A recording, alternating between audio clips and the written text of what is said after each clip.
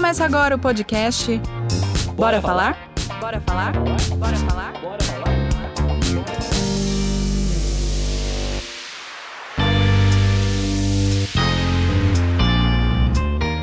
Olá, ouvinte! Sei que você gosta de uma boa fala, por isso, eu, Gabi Perpétua, te recebo com alegria em mais um episódio do nosso Bora Falar? Esse é o seu podcast da língua portuguesa. Hoje, trazemos a segunda parte da conversa com a professora Clarissa Feder. Dedicamos mais um episódio à redação porque sabemos que nós, universitários, que fazemos provas, sempre esbarramos em alguma dúvida. Bora ficar expert para se dar bem? Mas também teremos uma novidade, nosso quadro de curiosidades sobre a língua portuguesa. Bora falar? Então bora falar sim, porque redação é importante para todos, mas particularmente uma das minhas etapas favoritas no estudo da língua. E é por isso que eu, Samantha Rubio, recebo com alegria a professora Clarissa Feder. Seja bem-vinda, professora. Obrigada, Samantha. É um prazer estar aqui de novo. A gente que agradece. Professora, você no último episódio terminou conversando a respeito dos temas da redação, né? Você identifica uma tendência dos temas de redação do ENAD? Tem alguma solicitação específica, um posicionamento do aluno que se o aluno não ele fizer uma redação magnífica e não escolher uma daquelas alternativas apresentadas, ou então não responder alguma pergunta, faz ele ser desclassificado? Ele não chega a ser desclassificado, Samantha, mas eu tenho percebido uma tendência de pedir que o aluno se manifeste, que ele tome uma postura. Eu acho que provas como o ENAD não querem mais ver alunos apáticos, ou alunos ou universitários de forma geral, que tenham uma postura que seja muito passiva. Eles querem que o aluno se manifeste e mude a sociedade em que ele está inserido. Por isso eu tenho percebido uma tendência maior agora para que ele interfira. A tendência independente do tema, eu acho que tem muita coisa assim de, por favor, tome uma posição. E essa posição vem do tipo, com temas muito contemporâneos, muito atuais. Por exemplo, o que você faria para inserir mais as travestis na sociedade? Ou como você faria para diminuir a desigualdade de gênero? Pede que o aluno disserte, argumente sobre essa questão da desigualdade, argumente sobre o empoderamento feminino, mas também dê uma sugestão para a questão ser resolvida, diminuída, para que o problema deixe de existir, ou pelo menos que ele seja resolvido da melhor maneira possível. É como se o ENAD quisesse que as pessoas ficassem menos robozinhas, né? Te convidasse a pensar um pouquinho mais naquele contexto que você também chamou a atenção no episódio anterior. Sabe quando alguém pergunta o que você faria sobre isso? E você fala, não sei. Eu acho que não tem mais espaço hoje para o aluno que não gosta de política ou não se interessa por política. É preciso hoje que o aluno, ou que o ser hoje cidadão, se interesse pelo mundo em que ele está inserido, que ele faça alguma coisa que seja importante, que ele se preocupe com a questão da água, do meio ambiente, da luz, da crise hídrica, do aquecimento global, da questão indígena, que ele se manifeste, não que ele olhe para as questões globais e seja apático, que ele olha e fala, não me interessa. Sempre vai ter que interessar, sempre você tem que ter uma posição. Na hora que você fala, não ligo, não tem a ver comigo, não é você que o tipo de aluno ENAD, o tipo de aluno que se sai bem no mundo ou numa prova desse tipo é o que a gente espera. Não é isso que a gente quer. A gente está inserido no meio, né? E aí, pensando nesse contexto que você trouxe, principalmente aí falando do posicionamento e de você estar inserido na sociedade, a gente, quando recebe o tema da redação, a gente começa a pensar. E aí vem várias coisas na nossa cabeça, a gente já quer sair escrevendo. E qual seria a sua dica para a gente não se perder, para a gente ter assim uma primeira imagem do que a gente quer escrever, para não fugir do tema e conseguir fazer a redação tranquila? Eu falaria planeje, porque são às vezes 30 linhas, às vezes 10 linhas, às vezes 15 linhas, dependendo do concurso. Eu gosto muito de falar. Eu tenho vontade de escrever o planeta inteiro, mas eu tenho que organizar meus pensamentos. Porque senão a gente foge, a gente vai querer, não dá para escrever um tratado, não dá para escrever um papiro, não, calma. Pensa no que você vai colocar, estrutura, pega um rascunho, coloca ali 2, 3 linhas. Na introdução eu vou colocar isso aqui. No desenvolvimento eu vou colocar aqui. Seleciona. Tem uma frase linda do Drummond que ele fala que escrever é cortar. E eu acho que É um dos grandes desafios, tendo tanta coisa para falar.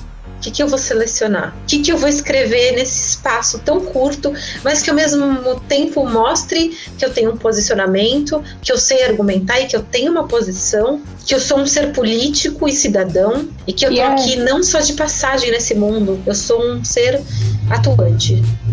E é tão fácil, né, a gente se perder, que às vezes no começo a gente tá travado, aí a hora que a gente começa a escrever já aparece aquele monte de coisa que você quer colocar lá, e isso, o planejamento é uma parte realmente de suma importância. Uma das questões que são bastante punidas é a questão do texto circular. O aluno que se perde, a gente vê que na conclusão ele colocou a mesma coisa que na introdução, ou ele não desenvolveu nada do que ele se propôs na introdução. Isso só se resolve quando a gente puxa um ganchinho ali, num papelzinho, num cantinho, coloca o que você vai colocar na introdução, o que você vai colocar no desenvolvimento, conclusão. É tão simples. Estamos falando sobre o tema da redação e sobre como não fugir dele. Professora Clarissa é corretora de provas de redação e ela está acostumada. Então, professora, algum exemplo, alguma coisa muito legal que não poderia estar lá, mas o aluno conseguiu se superar, o que você diria pra gente? O que não pode estar lá Bom, a gente já falou que o texto ele tem que ser dissertativo, argumentativo, tem que ter impessoalização da linguagem, ele tem que ser isento, tem que botar os argumentos dele. O que não pode é falar com o examinador. Eu adoro e morro de rir, mas ele não pode fazer isso. Então, de vez em quando vem ali um lembrete, tipo, PS, não se esqueça de passar álcool gel. Eu passo álcool gel, mas eu tenho que zerar a redação. Porque é um dos princípios, a gente assina ali, que se o examinador tentar falar, ou se houver alguma forma de contato entre o redator e o examinador, é zero. Então a gente zera a redação, lamentavelmente. De vez em quando aparece um aluno falando, desculpa, a redação tá ruim porque eu estou com dor nas costas, porque a cadeira é ruim, porque o espaço em que me fizeram fazer a prova é horrível, porque tá muito calor, porque tá rolando o jogo do Flamengo e eu tô aqui fazendo prova. De vez em quando tem umas reclamações dessa, mas eu rio e prossigo. De vez em quando tem mensagem religiosa também, que Deus ore por você, que Deus te abençoe, Deus te ajude, que Deus te dê dinheiro. Eu zero a redação e continuo pobre. Paciência. Tem criatividade para todos os gêneros, né? E, professora, você corrige a prova sozinha? A banca é composta por várias pessoas? Como é feita? Bom, as provas chegam pra gente de forma online. É importante dizer que elas são de forma sigilosa e é por isso que nem a Samantha, nem a Gabriela no outro programa disseram quais provas eu corrijo, porque são de vestibulares do país. E aí a gente assina um termo de sigilo para não haver nenhuma forma de contato, nenhuma forma de suborno, enfim. Eu não posso dizer que prova que eu corrijo. As provas chegam de forma online, a gente passa por um treinamento antes para saber, porque cada prova tem o seu critério, as provas do governo têm um critério, ENAD, ENEM, cada uma tem o seu jeito, a sua forma de corrigir.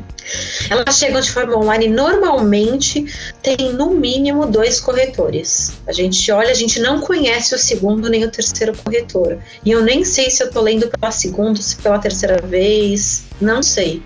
Eu olho, eu avalio. Normalmente é feita uma média. Se essa média tem alguma discrepância, ou seja, se tem mais de 2 ou 3 pontos entre elas, dependendo da prova, tem lá o seu critério, ela vai para um terceiro corretor, ou às vezes para um quarto, ou às vezes para um quinto. Então eu nem tenho noção, e inclusive é contra a lei que eu converse com algum outro examinador.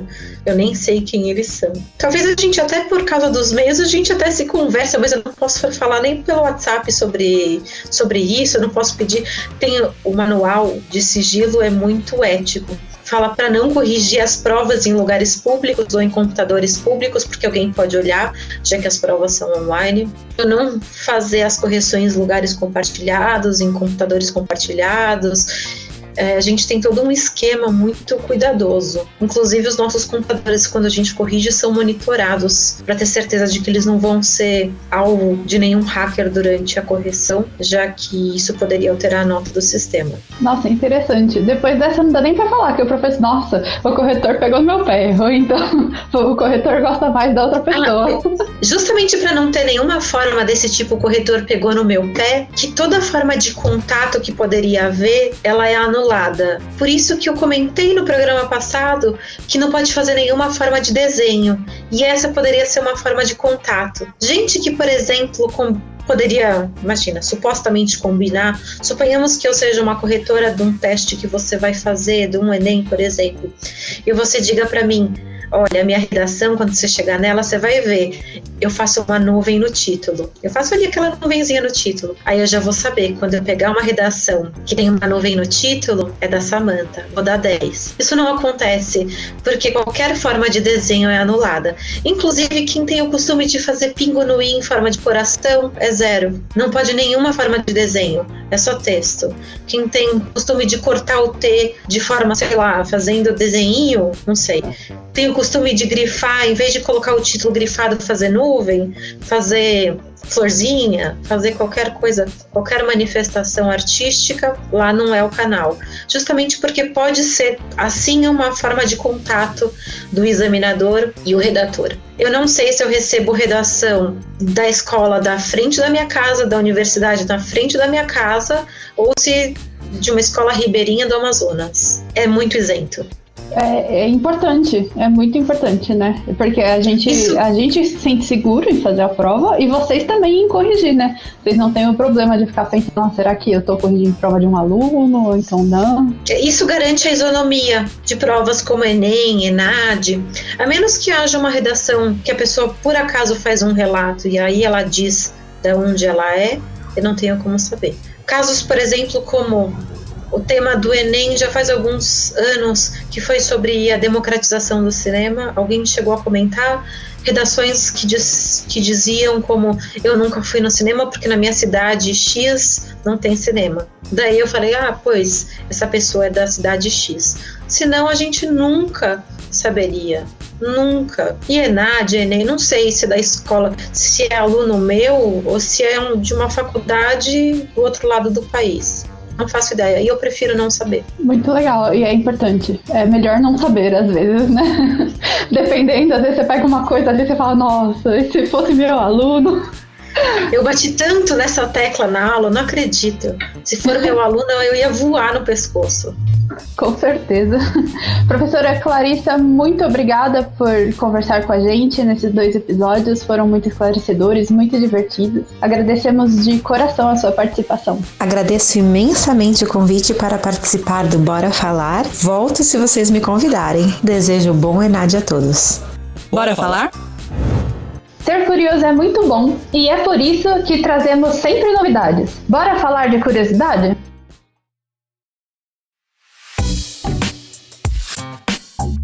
Bora falar de curiosidades? Olá, ouvinte do nosso podcast. Tudo bem? Eu sou a Wendy Gomes e trouxe um quadro de curiosidades para você. Como o próprio nome já diz, através dele eu apresentarei algumas curiosidades em relação à língua portuguesa. Então, bora falar? Você sabia que o português é a língua oficial de 9 países? Mas além desses países, também tem Macau, região autônoma na costa sul da China continental. E hoje vamos falar sobre ela. Macau, assim como o Brasil, foi colonizada por portugueses. Esse fato deve ser novidade para muitos, mas essa influência portuguesa reflete na cidade através de placas, comida, arquitetura e entre outros. Caso você visite, não esqueça do famoso pastel de Belém.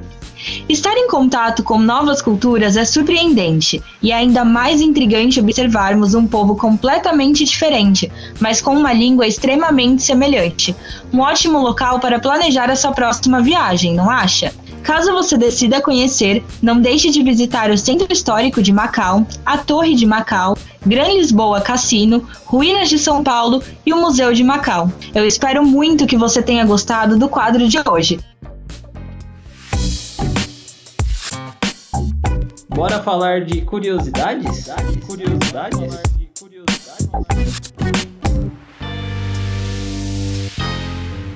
No próximo episódio, traremos um novo convidado para falar mais um pouquinho sobre a imensidão que é nossa língua. Não vou dizer quem é, mas já adianto que a conversa vai ser recheada de boas dicas para o seu dia.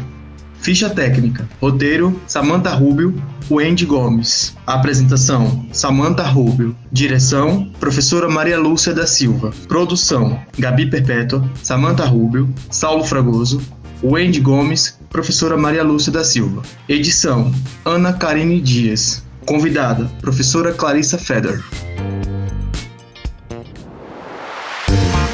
Você ouviu o podcast sobre a nossa amada língua portuguesa. Bora falar? Bora falar? Bora falar? Bora falar? Bora falar?